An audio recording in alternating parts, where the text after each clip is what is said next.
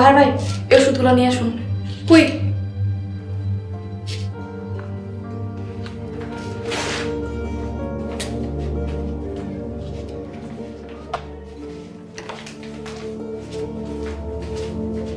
রাইসা, কি অবস্থা?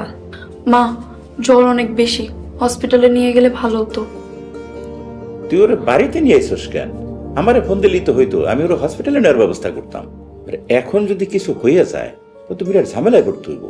বাবা, ঝামেলার ভয়ে একটা অসুস্থ মানুষকে জঙ্গলে ফেলে আসবো? তুমি তো সমাজসেবক বাবা, আমি তো ভাবছিলাম তুমি খুশি হবে। ওর জায়গায় তো আমরাও থাকতে পারতাম। আচ্ছা ঠিক আছে ঠিক আছে, চা হওয়ার হয়ে গেছে, এখন ওর বাড়িতে খবর দেওয়া দরকার। আমি ফোন করে আসি।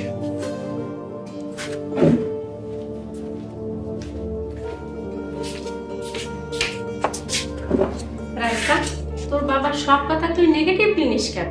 ইচ্ছা করে নেই না মা, রিজন আছে। কারণ বাবার কথাটাই নেগেটিভ ছিল।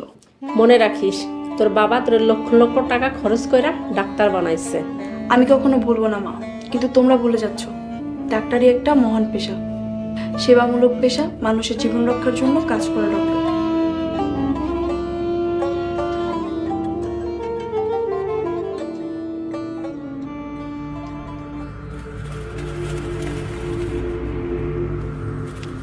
আসসালামু আলাইকুম চেয়ারম্যান সাহেব, আপনি আমার ডাকছেন? ওয়ালাইকুম আসসালাম। শুনলাম তোমার বড় পোলা হামজা নাকি খুঁজে পাওয়া যাইতেছে না? জি জনাব, আপনি ঠিকই শুনছেন। ওলা যে আমার কই হারাই গেছে একমাত্র আল্লাহ পাকই জানে। যদি বিকালের মধ্যে খুঁজে না পাই তাহলে থানায় যেতে হবে। আমি যতদূর জানি তোমার পোলা হামজা তো মাতবরের বাড়িতেই ছিল।